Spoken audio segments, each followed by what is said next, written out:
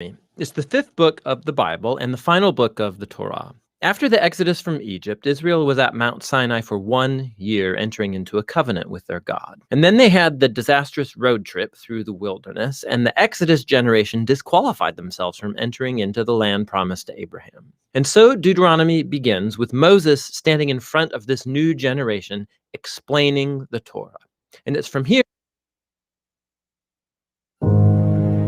The Bible contains the mind of God, the state of man, the way of salvation, the doom of sinners, and the happiness of believers.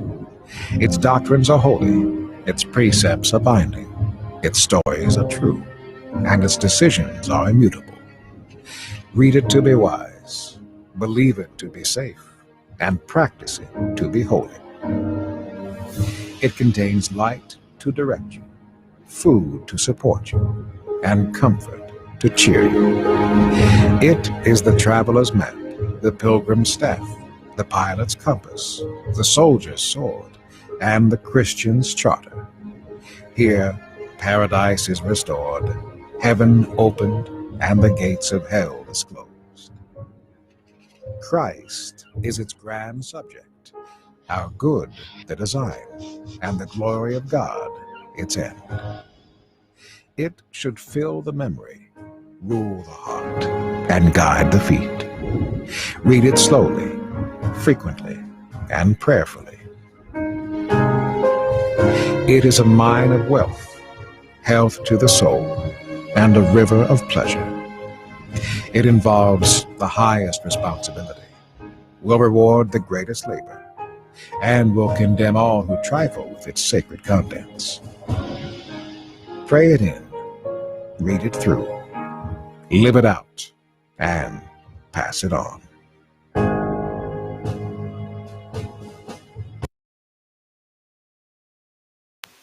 Hi, I'm John Stevenson, and we're going to be looking at the book of Deuteronomy, introducing the book. First of all, we begin with the title. Our English title is actually taken from the Greek title, from the Greek Septuagint. That was the Greek translation of the Old Hebrew Bible, and there it was called Deuteronomion. Two words there, deutuo, just like we have a duo, that's two people singing, and nomos is the word for law. So this is the idea of the second giving of the law, and I suppose that's okay as a title. It's taken from Deuteronomy chapter 17, verse 18, where we read, "It shall come about when he sits on the throne of his kingdom," that is a future king, "he shall write for himself a copy of this law," that's sort of like, the second giving of the law, "on a scroll in the presence of the Levitical priest." Our Hebrew title, the Hebrew name for the book, is Elah HaDevarim. And this is the idea, it's actually taken from the opening words of the book. Traditionally, if you're starting to open a scroll, you get the title, you open the scroll a little way and you look at the very first line, and the first line of the book starts off, "These are the words," and so that became the Hebrew title of the book. And that's not a bad title either, because these are going to be the words that are given through Moses from God to the people. Deuteronomy chapter 1, verse 1, "These are the words which Moses spoke to all Israel across the Jordan in the wilderness." And so that becomes the title of the book. Genesis started off with creation, and we had events like the fall into sin and the flood and the Tower of Babel. And from there we had introduced the family of Abraham. There was Abraham and Isaac and Jacob and Joseph, as God promised that he was going to do something special with that family. That promise begins to take place in its fulfillment when we get to the book of Exodus, and God leads the Israelites, who have now become captives in Egypt. He leads them out of Egypt. He brings them to Mount Sinai, where there he gives them the law. So the way to think of the book of Exodus, you have 10 plagues in Egypt, and then they get to Mount Sinai, 10 commandments, and then he gives them instructions to build the tabernacle. You can sort of imagine 10 items in the tabernacle. So 10 plagues, 10 commandments, 10 items in the tabernacle. We turn then to Leviticus, and Leviticus tells us what to do with the tabernacle now that we've got it. It's the ceremonial requirements of how to worship the Lord. And so these are the laws of worship in the book of Leviticus. Numbers picks up where the action left off at Exodus, where they had come to Mount Sinai. And in the book of Numbers, now we read of the wilderness wanderings, where for 40 years the Israelites are in the wilderness because of their disobedience, because they hadn't trusted God to go into the land. Now they're forced to wander in the land for 40 years. And that generation dies out. And now as Deuteronomy picks up, it's the next generation, and they're getting ready to go into the land. But now there's the giving of the law to this generation. And because this generation is getting ready to go into the land, they are going to have special land promises. And there will be the giving of the law, but as it applies to people in the land. Now, we usually think of Deuteronomy as being written by Moses. After all, the ancient Jewish traditions describe Moses as the author. Throughout the book, we're going to see Moses says this and Moses says that. And even in the New Testament, we have all sorts of quotations from the book of Deuteronomy in the New Testament, and invariably we'll read, and Moses says this, and Moses says that. And so, by and large, he's the author, and yet there's evidences of a later editor who comes and sort of takes the parts that are written by Moses and perhaps puts it together or at least completes the book. For example, we read of the death of Moses in Deuteronomy chapter 34, and we read that he dies and God buries him and no man knows his burial place to this day, which sounds like it wasn't just written the day after he dies. In other words, to this day sounds like some time has passed. And so it has evidence of a later editor who's at least writing the end of this chapter, if not assembling the other parts of the book from those things that Moses has left. Likewise, we read in Deuteronomy 34:10, since that time no prophet has risen in Israel like Moses, whom the Lord knew face to face. That sounds like a considerable amount of time has elapsed, not only through the days of Joshua, but maybe even longer than that. And so when does Deuteronomy come into its final form? We simply don't know.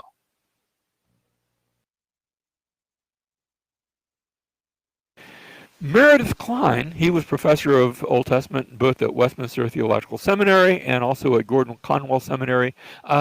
We owe him a debt of gratitude both with regards to authorship as well as with regards to the structure of the book of Deuteronomy. He makes some observations that are quite helpful. Dr. Kline noticed in looking at various treaties of the ancient world, you could have one treaty between kings who were equal. There was a king of the Hittites, and as pictured here at the museum in Istanbul, making a treaty perhaps with the Pharaoh of Egypt, and those would be a treaty of equals. Or you could have what was called a suzerain treaty. And in a suzerain treaty, you might have a big king, and notice how he's pictured here, quite larger than life, we could say, and he's conversing with a smaller king, a vassal king. And so we would have this big king who maybe has conquered or has brought under his protection, or in some way is entering into a treaty with a smaller neighboring king, and he would be the suzerain, and the vassal king would be the vassal. Now, in this treaty that they would arrange between the big king, the suzerain king, and the vassal king, it would carry a particular format, especially in the second millennia before Christ. That area that goes 1,000 years before Christ, and earlier than that, the second millennia, the treaties of that era would begin with a preamble, and it would begin introducing the parties. There's the big king, and there's a little king, and maybe some other kings that are involved there, but this would start in a brief preamble. And then there would be a historical prologue, where it would give the history of the relationship of these kings and their kingdoms to one another. Maybe they had started off in peace, or there'd been a time of warfare. Whatever it was, that story is told in a historical prologue. Following this, we now go into the stipulations. If you're to do this and I'm to do this, and these are all I guess we could call them the bullet points of the treaty itself, sort of the guts of the treaty. When the stipulations are finished, next we have a requirement regarding the deposit and reading of the covenant, where each king, the big king and the little king, each get their copy of the treaty, and they're required to take them home and place them in their holy place, perhaps in the temple of their major god within their city. And every so often, usually once a year, they are required by the treaty to bring that treaty out and have it read in public before the king and before all the people, so that no one will say, gee, I forgot about that. Finally, there are witnesses given, and the witnesses are usually the gods of the different, countries that are involved. And there are curses and there are blessings that are pronounced. Curses if you break the treaty, and the curses can range from bad to really bad. And there are blessings pronounced if you keep the treaty. Now, what I've just described is a suzerain treaty, but what I've also just described is the book of Deuteronomy. Notice the book of Deuteronomy follows the suzerain treaty, but it's the suzerain treaty not of a later age, it's the suzerain treaty of the second millennia BC, that time when Moses lived. And so Klein points out that Deuteronomy, in its final form, resembles the suzerain treaty of the days of Moses. And I'm not saying that it had to be all finished by Moses, but in other words, it had its final form already at that very early age. So whenever Deuteronomy is composed, it seems to be composed in that early age. Yes, after Moses, but not thousands of years after Moses.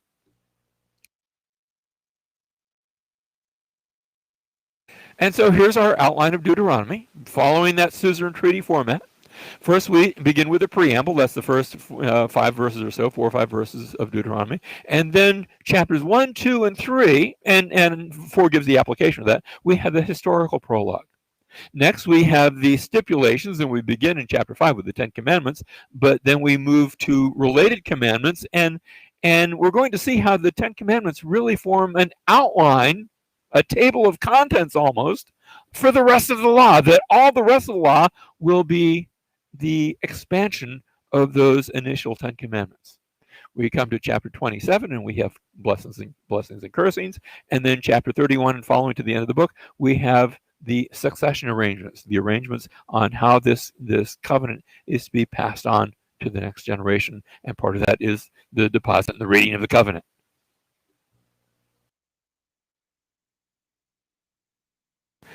This brings us to the point of the book of Deuteronomy. It's that God is going to enter into a covenant with his people. The book of Deuteronomy forms that covenant. It's written in a covenant format, and God is using something that is familiar to people already, that was known in the ancient world, as he enters into a covenant with his people. He's communicating with them in a way they can understand. And God does the same thing with us today. He did it by taking on flesh with us and sending his son, who was the keeper of the covenant, Jesus Christ, who has become our covenant for today.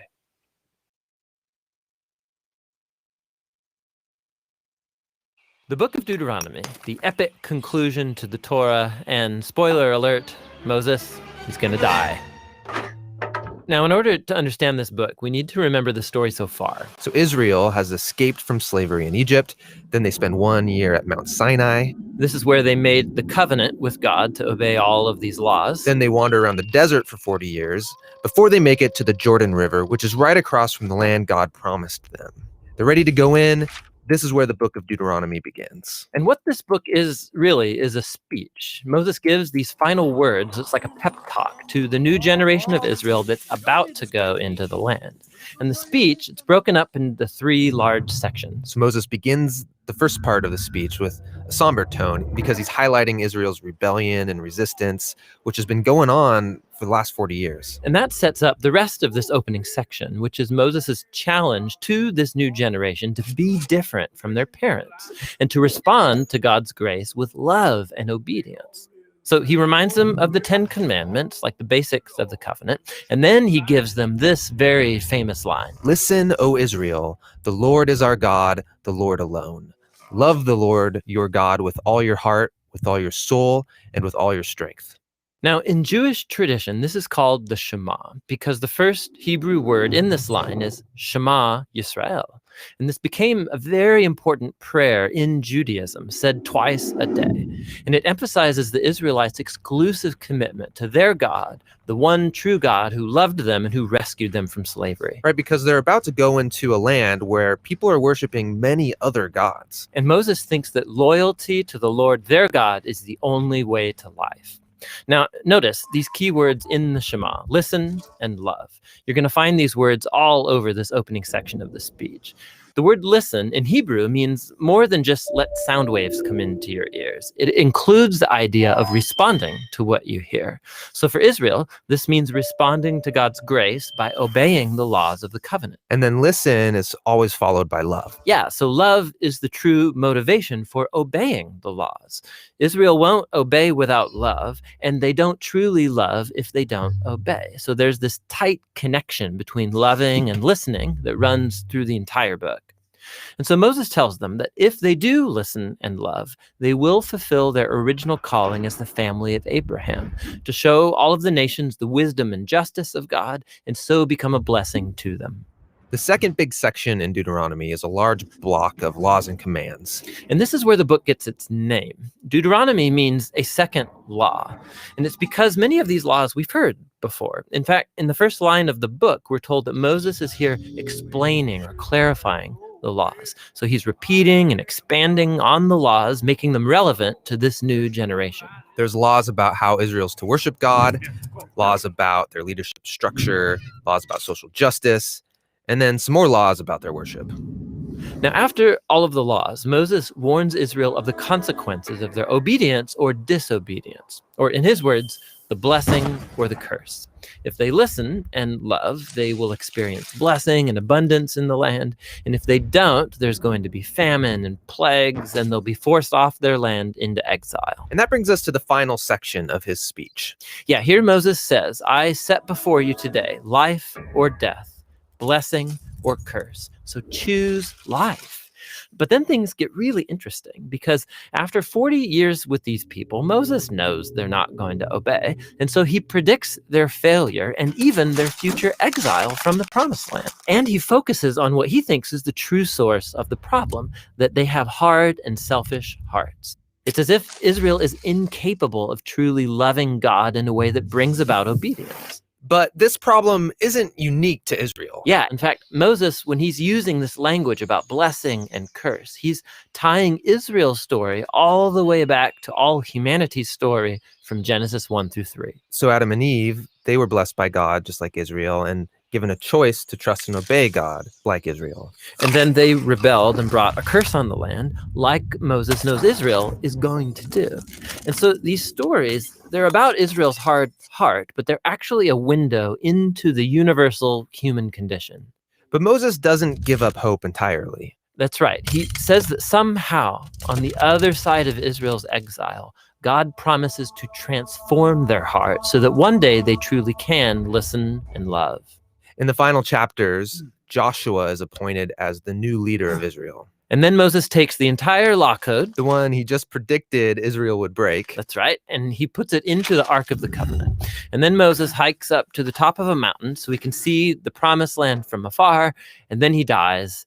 And that's how the Torah ends. Which is a strange place to end the story. I mean, it's right there at the climax. Will they obey the laws and live faithfully in the land or not?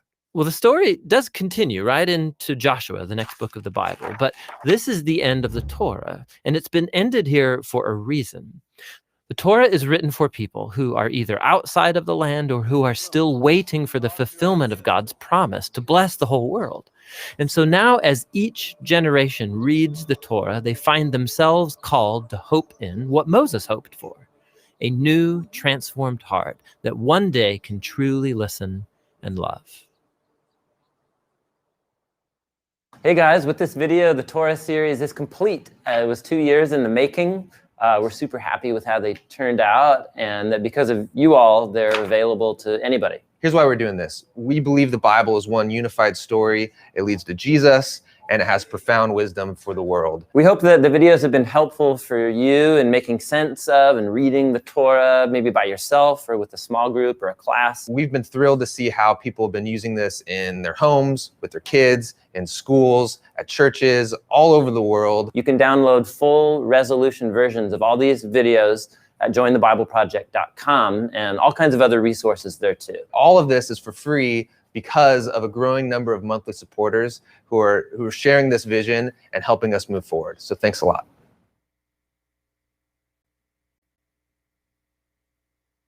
The book of Deuteronomy is the fifth book of the Bible and the final book of the Torah. After the exodus from Egypt, Israel was at Mount Sinai for 1 year, entering into a covenant with their God. And then they had the disastrous road trip through the wilderness, and the Exodus generation disqualified themselves from entering into the land promised to Abraham. And so Deuteronomy begins with Moses standing in front of this new generation, explaining the Torah. And it's from here that the design and purpose of the book unfolds. Deuteronomy is a series of speeches from Moses where he's calling the next generation of Israel to be faithful to the covenant with their God. At the center of the book is a collection of laws, which are the terms of the covenant between God and Israel. Some of the laws are new, but many are repeated from the laws given earlier at Mount Sinai.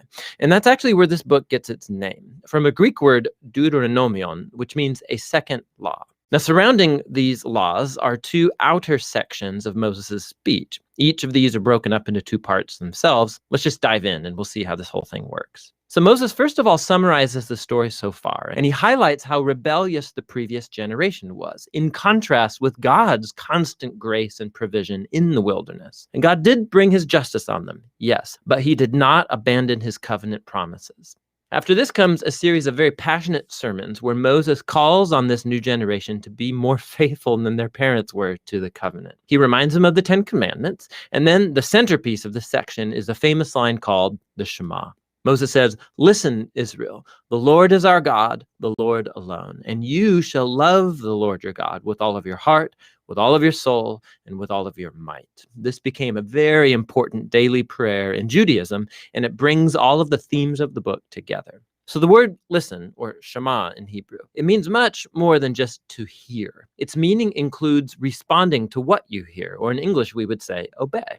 And the word love in Hebrew also means much more than just an emotion or feeling. It's about a decision of wholehearted devotion to God that involves your will and your emotions, your mind and your heart.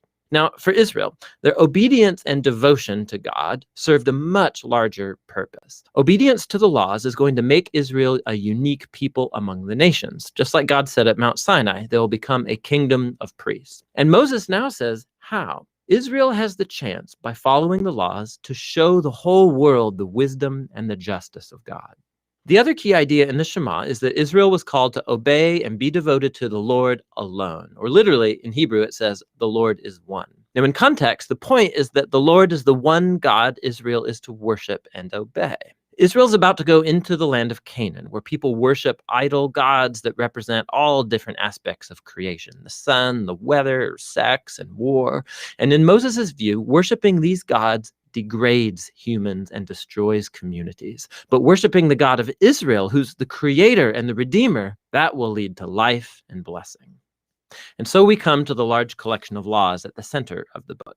And they're roughly arranged by topic. So the opening section is about Israel's worship of their God. They were to have one central temple where one God would be worshipped. And also, God was to be worshipped in Israel's care for its poor. So, for example, all Israelites were to set aside 1/10 of their annual income to be given to the temple. But another 10th was to be set aside every 3 years and given to the poor. And these are the kinds of laws that put Israel on the cutting edge of justice in comparison to their ancient neighbors. And it was all bound up with their worship of God. The next section outlines the character qualities of Israel's leaders. So the elders, the priests, the kings, these were all placed under the authority of the covenant laws, which God said that he would enforce by sending prophets to keep the leaders accountable. So in contrast to Israel's neighbors, where kings were thought of as divine and a law unto themselves, Israel's leaders were subordinate to the law and the prophets.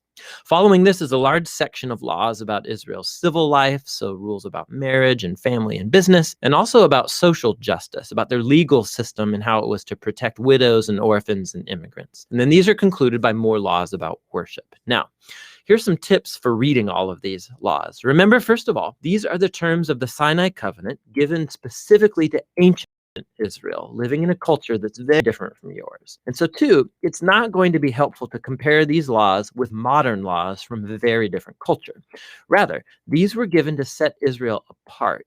And so we need to compare these laws with those of Israel's neighbors, like in Assyria or Babylon. And when you do that, all of a sudden, laws that seemed harsh or bizarre become much more clear. You see that God is pushing Israel to a higher level of justice than was ever known before. And so finally, try to discern what core principles of wisdom or justice underlie any particular law, and you'll discover some really profound things. So here's an extra credit assignment. Go see how Paul the Apostle does this very thing in his first letter to the Corinthians, chapter 9, verse 9, and he quotes a law from Deuteronomy chapter 25, verse 4. It's really interesting. So back to Moses.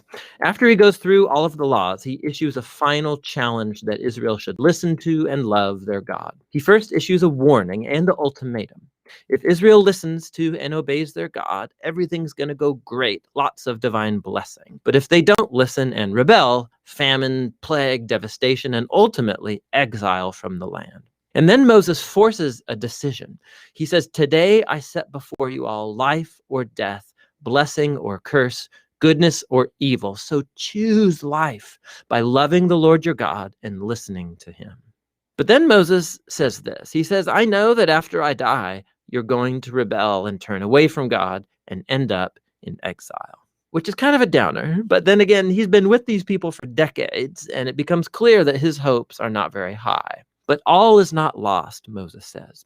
One day, when Israel is sitting in exile, at any point, Moses says they can turn back to their God, who will, in his words, circumcise your hearts so that you may love him with all your heart and soul and live. Now, this is a vivid metaphor that's saying something is fundamentally wrong with Israel's heart. It's stubborn and hard. And it's the same thing wrong with the heart of all of humanity. This is going all the way back to the rebellion in the garden. Humans seized autonomy from God. They wanted to define good and evil for themselves, and they ruined God's good world as a result. But one day, Moses says, God is going to do something to transform the hearts of his people so that they can truly listen to and love God from the heart and be led back to true life. And this is the promise that gets picked up by the later biblical prophets, Jeremiah and Ezekiel, the hope for a new heart. So Moses ends his speech with a poem of warning and then of blessing, and then he walks up onto a mountain and he dies. And so the Torah draws to a close. All of the major plot tensions of the biblical story are in place, but left totally unresolved. So when is the descendant of the woman going to come and defeat evil? Or how is God going to rescue the whole world and bless all nations through this family? And how can God's holiness be reconciled with people who are continually rebellious? And how is God going to transform the hearts of his people? You just have to keep reading to find out. But for now, that's what the book of Deuteronomy is all about.